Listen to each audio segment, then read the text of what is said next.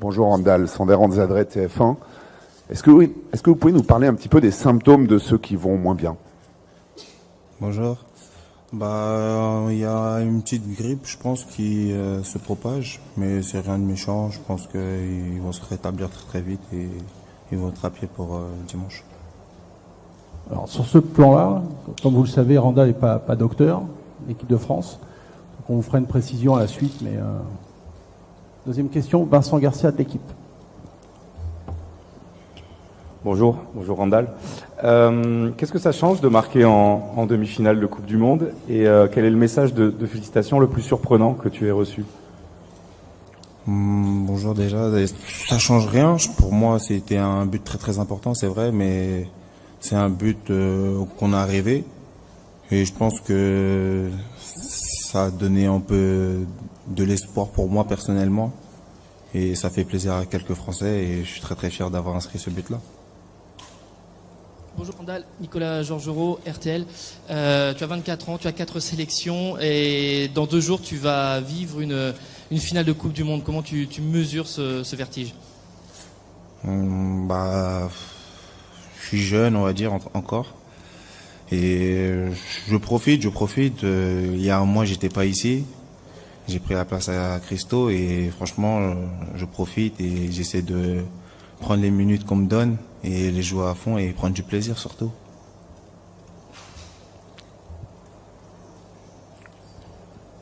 Bonjour Randall, Louis Vix, Infosport Plus, Canal. Qu'est-ce que ça représente pour vous une finale de Coupe du Monde? Quel souvenir vous convoquez quand on vous dit finale de Coupe du Monde? À quoi vous pensez instinctivement, immédiatement? La Coupe du Monde, c'est magique. C'est tout le monde regarde, tout le peuple français, toute une nation, c'est tout le monde. Et je pense que quand j'ai été gamin, je pense que j'y pensais fortement, j'en rêvais. Et surtout marquer en demi-finale, pour moi, c'était une grosse fierté pour moi et ma famille, et aussi pour le peuple. Et la jouer maintenant à mes 24 ans, pouvoir rentrer, j'espère, c'est juste magique et j'espère qu'on ira au bout et je pense qu'on le fera. Oui, Randall. Bonjour, Stéphane Bianchi du Parisien.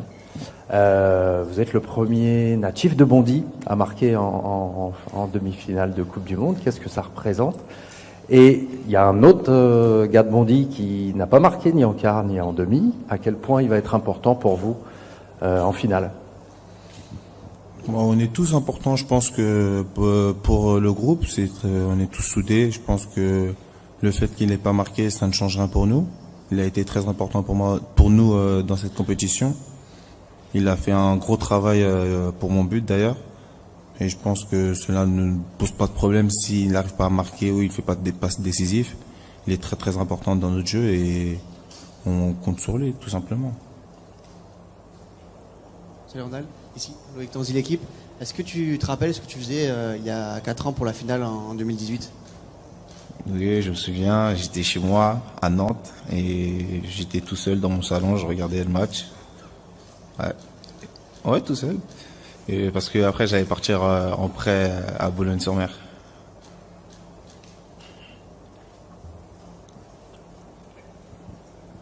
Hello, Isaac Fannin, BBC.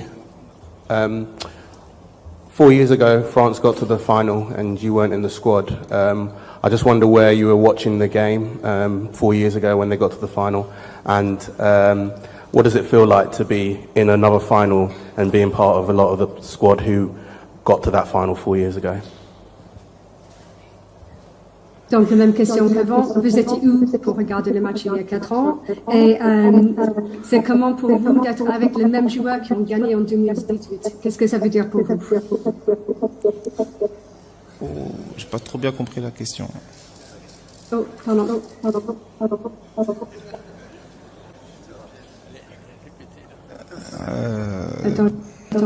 voilà, je comprends. On l'a perdu en quart de finale.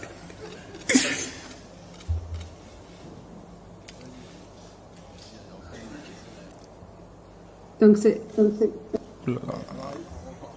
prendre la question, c'est la même question. Fabrice, Fabrice Lamperti du journal La Provence.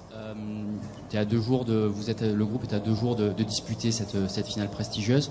Est-ce que tu sens que l'atmosphère est en train de changer au sein du groupe? Est-ce qu'il y a une forme d'excitation qui arrive? Non, du tout. On est très très concentré. Je pense qu'on aborde ce match-là comme on a abordé tous les autres matchs de cette compétition. Et je pense qu'on est concentré et on s'entraîne très très bien. D'abord, on a pris place à la récupération.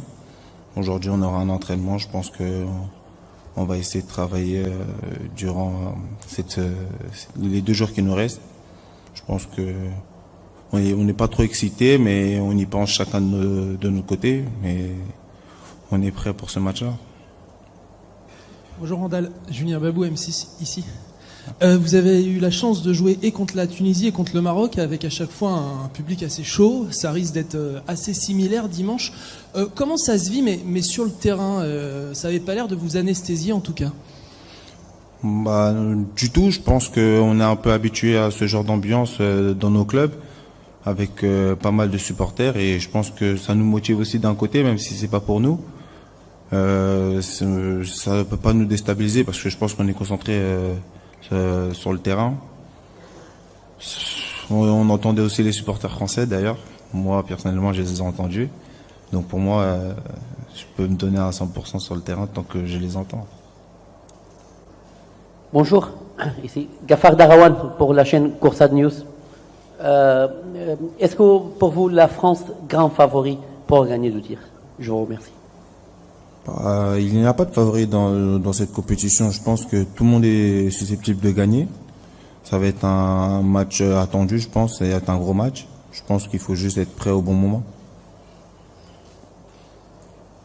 Bonjour Randall, Hugo Delon au journal de l'équipe. Alors, t'es pas médecin, mais est-ce que à 2 jours de la finale d'une Coupe du Monde, un événement majeur dans une vie, et qu'il y a un syndrome viral qui traîne, on a tout simplement peur de l'attraper et de louper ce rendez-vous magique? Merci. Personnellement, non, parce que je pense que moi et tous mes coéquipiers ont fait attention. Je pense que les docteurs ils mettent en place quelques zones sanitaires. Je pense qu'on fait attention. Donc je pense qu'on ne peut pas s'inquiéter sur ça. Donc ça va aller mieux dans les jours à venir. Bonjour Randall, Sylvain Milenvoix, TF1. Chaque campagne victorieuse des Bleus en Coupe du Monde a été accompagnée d'une chanson.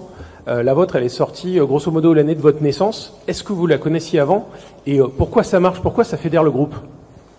Sincèrement, je pourrais pas vous répondre. Déjà, je l'ai entendu quand je suis arrivé à Francfort. Je la connaissais pas du tout. Et quand on l'a mise au vestiaire durant la Coupe du Monde, ça m'a rappelé Francfort. Donc je la connaissais un tout petit peu, donc je la chantonnais. Donc ça fait vivre tout le monde, tant mieux. Et si ça nous donne le sourire pour tout le monde et aux Français, on est heureux. Bonjour Randall, Xavier Giraudon, Info Sport Plus Canal. Qu'est-ce que vous pouvez nous dire de l'Argentine? Est-ce que vous avez vu les matchs et c'est quoi leur point fort tout simplement pour vous? C'est une grosse équipe, on l'a tous vu et après ils ont des éléments un peu partout. Et aussi il y a Lionel Messi, c'est un très très grand joueur. On l'a tous vu, je pense qu'il faudra faire attention que ça peut venir à nous attaquer de tous les côtés. C'est une équipe qui met beaucoup d'intensité et je pense que on les a bien travaillés, je pense qu'on sera prêt pour dimanche. Bonjour Ronald. Luis Miguel Pascual de l'agence de presse espagnole. Qu'est-ce que ça te dit, toi, de jouer contre Messi? Qu'est-ce que c'est Messi pour toi? Qu'est-ce que ça signifie dans ta carrière? Est-ce que tu l'admires? Qu'est-ce que ça signifie pour toi? Messi, c'est un grand joueur, oui. C'est vrai qu'on le regardait quand on était jeune. Mais personnellement, j'ai déjà joué quand j'étais au FC Nantes. Ça n'a pas trop changé ma vie. Et ça change rien pour moi. Pour moi, tant que je suis sur le terrain, je prends du plaisir. Je peux jouer contre n'importe qui, ça va rien changer pour moi.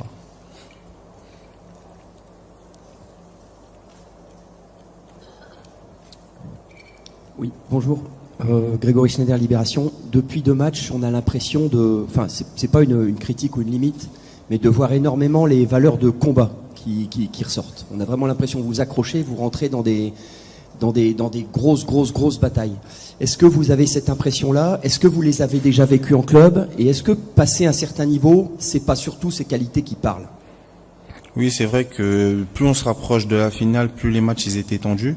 C'est vrai qu'il y a beaucoup de combats, il y a beaucoup de batailles, et je pense que ça devient de plus en plus physique. Après, c'est un peu normal qu'on se rapproche de la fin. Donc c'est un peu plus normal que les gens ils ont plus envie sur le terrain, donc ça se ressent plus sur le terrain. Il faut jouer prêt quand on rentre sur le terrain. Bonjour Randall, Mathieu Rollinger pour SoFoot.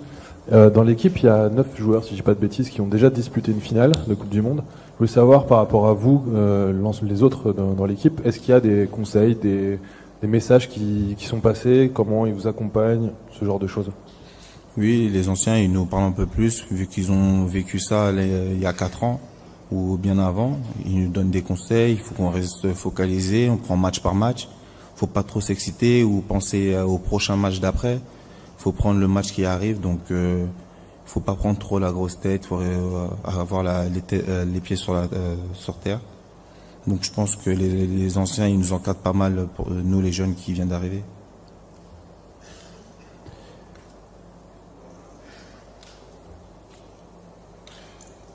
Bonjour Randall, juste pour revenir sur tes coéquipiers qui sont un peu malades, tu parlais de zones sanitaires tout à l'heure avec les médecins. Est-ce que tu peux nous expliquer comment ça se passe justement? Est-ce que ceux qui sont malades sont un peu à l'écart? Il y a des zones à éviter pour éviter d'être contaminés? Oui, ceux qui sont malades, ils restent dans leur chambre. Les docteurs s'occupent bien d'eux. Et je pense qu'on se lave les mains. Il y a du gel hydraulique pour tout le monde avant de passer à la table. Même les gestes de barrière, on se serre la main avec les poings. Donc je pense que on est très très strict un peu sur ça, quoi. Et on prend une dernière question. Bonjour Randall, Simon Ricotier, France Télévisions. Est-ce que vous avez réfléchi à ce que vous ferez des primes après la Coupe du Monde? Est-ce que c'est un choix qui va être collectif ou individuel? Et s'il est individuel, qu'est-ce que vous en ferez? Personnellement, je n'y ai pas encore pensé. Le match n'y est pas encore passé. Comme je l'ai dit, on prend match par match. D'abord, le match n'a pas encore débuté, donc d'abord on va essayer de s'entraîner et on va passer à demain, et après le match il viendra dimanche et on verra comment ça va se passer. Merci Randall.